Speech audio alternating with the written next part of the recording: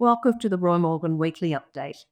Inflation expectations are up, consumer confidence remains constrained, but the re-elected Albanese government is riding high.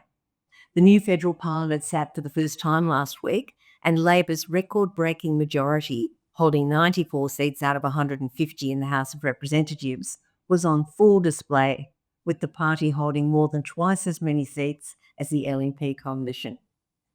This Roy Morgan poll was conducted throughout the month of July with an Australia-wide cross-section of 5,159 electors.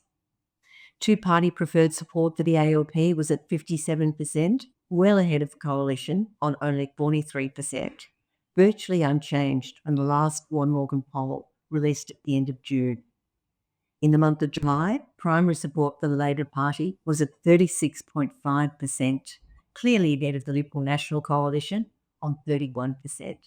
Support for the Greens was 12%, One Nation 7%, and support for independents and other parties was at 13.5%. The first bill to be introduced to the new Parliament was the bill to reduce student debt by 20%. Very popular with many younger Australians carrying large debts from their studies. Now, the coalition opposed this measure before the election, but dropped its opposition. Analysis of the Roy Morgan primary voting intention data by age shows why the coalition had to drop their opposition. They are struggling to connect with young people. Primary support for the coalition is only 18% among 18 to 24-year-olds, well behind the ALP on 33% and the Greens on 27.5%. Among those aged 25 to 34, coalition support's only 20%, behind the ALP on 32% and the Greens on 23.5%. Coalition support picks up among 35 to 49-year-olds at 25.5% and 50 to 64-year-olds at 31%, and is higher than any other party among those aged 65 and over at 40% support for the ALP. The latest Roy Morgan government confidence, that's whether people think the country's going in the right direction or the wrong direction, shows that not everything is going well for the government. This measure was down slightly in July by 2 points to 90.5, which means there are more people thinking the country's going in the wrong direction than the right direction. In fact, 46.5% of Australians say the country's going in the wrong direction, compared to only 37% that say the country is going in the right direction. The ALP continues to lead the Liberal National Coalition on a two-party preferred basis in all 6 states. The ALP's largest two-party preferred leads are in South Australia, where the ALP is ahead at 62% to LNP's 38%, and Tasmania, where the ALP leads with 61% compared to the LNP on 39%. At the recent federal election, the ALP won 11 out of 15 seats in South Australia and Tasmania. The LNP coalition won 2 out of 15 seats, and independent candidates won 2 out of 15 seats. The ALP holds large two-party preferred leads among both men and women following the party's win at the federal election. Women, the ALP is on 59.5% of the two-party preferred vote, compared to the coalition on 40.5%.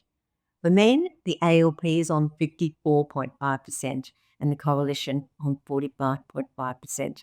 Looking now at the key weekly indicators, shows consumer confidence virtually unchanged for a third straight week at 86.7. Now this week, ANZ Roy Morgan inflation expectations increased 0.2% to 4.9%. Reversing last week's fall. This means Australians now expect inflation of 4.9% over each of the next 2 years.